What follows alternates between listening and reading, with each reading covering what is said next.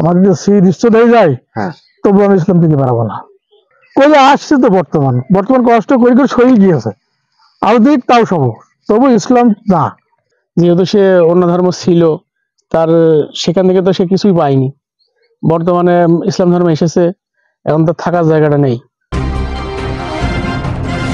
আমার যত বিপদ আসুক না কেন, আমি ইসলাম থেকে বিচ্যুত হব না। প্রয়োজন হলে আমি ইসলামের জন্য জীবন উৎসর্গ করব, তবু পূর্বপুরুষের হিন্দু ধর্মে ফিরে যাব না। ইমানে দৃঢ়তম কথাগুলো এভাবেই তুলে ধরছিলেন চুয়াডাঙ্গার ভাইরাল মুসলিম আব্দুল্লাহ আল মামুন। ধরেন একটা দাওয়াতি মাওয়াতি করতাম, আমার আব্বা ধরেন বাড়ি আসতে বলতাম, হ্যাঁ, আর ভাইরা মারা অনেক চাপাচাপি করে, এতে কোনো আসি যায় না, অনেক জ্ঞানজাম করে। আচ্ছা, সেদিন কি বললো, দেখবেন আসলে খুব জ্ঞানজাম হয়, ওই ঝগড়ায় তোদের বাড়ি আসবো না। কে বলে কথা? আমার আব্বা। বাবা বলেন? হ্যাঁ, ডাকছি তো আসতো না। আচ্ছা, এরা অনেক আত্ম অহংকার করে, খুব অহংকার করে আর কি। তার মানে আপনার এই যে কালিমার যে দাওয়াতটা, সেটা তো নিশ্চয়ই বাবা মাকে তো বলছেন? অবশ্যই, দাওয়াত তো আমার দেখা হলে কালেমার দাওয়াত আমি আগে করি। ও মানে দেখা মাত্রই? আচ্ছা, কি বলে বিনিময়? ওর বাপ বলে আমি আর কি করব, বলে ভালো, তুমি গিয়েছো ভালো, তোমার মতন তুমি ধর্ম করো, আমাদের ভালো লাগলে পর আমরাও আসবো একদিন, এমন বলে আর কি। বাপ বলে, আর মা তো সহ্য করতে পারে না। মা কি শুনতেই পারে না? না না না, শুনতেই পারে না, তার দাম দাঁড়াবেই না, যদি কথা বলি, কথা বলবে মনে করেন এইভাবে কথা বলবে, এইভাবে কথা বলবে। আপনার বাবা মা কি কখনো বলে যে ঠিক আছে, তুমি যা করার দরকার করিছো, ঠিক আছে, তুমি আর ওখানে থাকার দরকার নাই, তুমি আবার যেখানে ছিলে সেখানে আসো? এই কথা আগে বলতো, এখন বলে না। আগে বলতো ভারত পান চলে যেতে হবে, ইন্ডিয়া চলে যেতে হবে। আমার তো গলা কাটা গেলো, আমি ইসলাম থেকে বেরাবো না। আমাদের যে সেই দৃশ্য হয়ে যায়, তবু আমি ইসলাম থেকে বেরাবো না। আগে বলেছে অনেকে, হ্যাঁ, ভারত পান চলে যাও, পার করে দিচ্ছি, হ্যাঁ, অসম্ভব। আপনার বাবা যদি বলে যে ঠিক আছে, তোর কাড়ি কাড়ি টাকা দেবো? না না না, সম্ভব নয়। আমি গরিবী আছি, এখন অনেক ভালো আছি, ইসলাম থেকে বেরাবো না। আমি বর্তমান যদি 3 বেলা না খেয়ে তো মারা যাবো, কিন্তু ইসলামের দিকে আমি আর জীবনও বেরাবো না। মানে না খেয়ে মারা যাবে? না খেয়ে মারা যাবো, তবু ইসলাম থেকে বেরাবো না। বিচ্ছেদ তো হবেন না? না। মানে এত মন স্থির করছেন? হ্যাঁ, এত মন স্থির করছে। প্রশ্ন হয়েছে যে আপনার বাবা মা তো আছে? জি আছে। তো তার তো খোঁজ খবর তো নেওয়া আপনার দায়িত্ব আছে? খোঁজ খবর নেওয়ার দায়িত্ব আছে, এটাও মানছি আমি, কিন্তু আমার অবস্থা ভালো নয়। আমি আর কি করবো বলেন। এখন আমি যে সেলুনের কাজ করি, হ্যাঁ, বাজারে যে জিনিসপত্রের দাম একবেলা খায় একবার না, অনেক কষ্ট।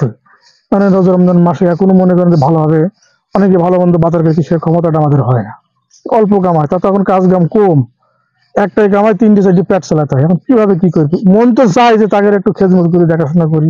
তিনি বলেন, কষ্ট করছি, আরো করব, তবুও ইসলাম শান্তি ধর্ম ছাড়ব না। আমি ইসলামের জন্য মা বাবা, ভাই বোন ও নিকটতম স্বজনকে ত্যাগ করেছি, সুতরাং আমি ইমানের জায়গায় অটল। এই যে ঠেলা খাওয়ার জীবন, কঠিন জীবন, কারণ এই যে সবকিছু ত্যাগ করে মনে করেন যে ঠেলা খাই কি আছে, কিন্তু ওখানে কিন্তু ওখানে, কি ভালো জীবন হইলে একটা সাধারণ মুসলমান, মানে গ্রামের সাধারণ মুসলমান এখন অনেক ভালো আছে, আমরা কি ভালো আছি, আমাদের তো ঠেলা খাওয়া জীবন, এখান থেকে ওখানে, ওখান থেকে ওখানে, তাহলে এক 2 কাঠা 1.5 শতক 2 শতক 1 শতক জায়গা আমার কিনা সম্ভব আছে না, কিভাবে ভালো থাকি? এই ঠেলা খাওয়া জীবন থেকে যেখানে ছিলেন ওখানে যাই তো ভালো, তাহলে না, তবু ভালো, শান্তিতে আছে আল্লাহ তাআলার কাছে, তবু শান্তিতে আছে। আল্লাহ তাআলা একদিন না একদিন আমাদের জান্নাতে যদি ভালো জায়গা দেয়, সেই আশাতে আল্লাহর সন্তুষ্ট লাভ দিতে করতে পারে, নিশ্চয়ই ভালো একটা জায়গা পাবো। এই দুনিয়া যদি নাও পেলাম, আশায় আছেন? জি, আশায়। দুনিয়ার উপরে না পেলেও ধরেন পরকালে কিছু দরকার, হ্যাঁ, যার নামের ভয়তে ইসলাম ধর্ম গ্রহণ করেছি, বুঝলেন, কিন্তু ইসলাম জাহান নামের আগুনে, কিন্তু জাহান নামের ভয়তে, আল্লাহ তাআলা সন্তুষ্ট করার ভয়তে, আল্লাহ তাআলার ভয়তে ধরেন ইসলাম ধর্ম গ্রহণ করেছি। এখন আর সম্ভব না, কোটি কোটি টাকা যতই সুখের বিলাস দিক, তবু আর সম্ভব না। মানে কেউ যদি আপনার কোটি টাকার প্রলোভন দেয় বা বলে যে, অসম্ভব, অসম্ভব। ইসলামে আছে, যত কষ্টই করবো ইনশাল্লাহ, সমস্যা নাই, আল্লাহ তাআলা কষ্ট দেবে, কত করবো, করে আসছে তো, বর্তমান কষ্ট করে করে সই গিয়েছে, আর দিক তাও সব, তবু ইসলাম না। তবু ইসলাম ত্যাগ হবে না কোনোদিন। মানে কষ্ট এখন আর কষ্ট মনে হয় না? না, এখন কষ্ট সই গিয়ে, এখন কষ্ট মনে হবে কি বলে। এদিকে নমুসলিম আব্দুল্লাহ আল মামুন ভালো নেই, কারণ তার বাসস্থানের জায়গা দরকার এবং এই মুহূর্তে তাকে সহযোগিতা করা খুবই প্রয়োজন বলে উল্লেখ করেন নমুসলিম আব্দুল্লাহ আল মামুনের এক প্রতিবেশী। বাড়ি গ্রামের বাসা হালঝাটে, হাজরাতে? আর টেইপুরে নানির বাসায় থাকা হয় আর কি, ছোটতেই থাকা হয়। ছোট থেকে মানুষ। জি এখানে। মামুনকে চেনেন? জি আগে ছিল আপনার মিলন, এখন সে আল্লাহর হেদায়েত প্রাপ্ত হয়ে নও মুসলিম মামুন, আব্দুল আল মামুন ভাই হয়েছে।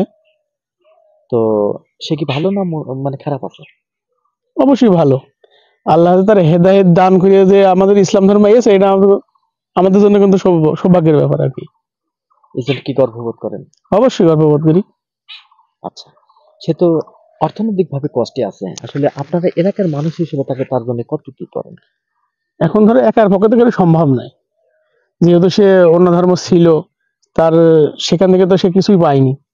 বর্তমানে ইসলাম ধর্মে এসেছে, এখন তার থাকার জায়গাটা নেই।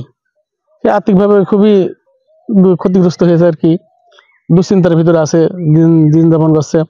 এখন আমরা মুসলিম হয়ে তাকে সাহায্য করব, সবাই সাহায্য করা উচিত, যেহেতু সে অন্য ধর্ম থেকে আমাদের ধর্মে এসেছে।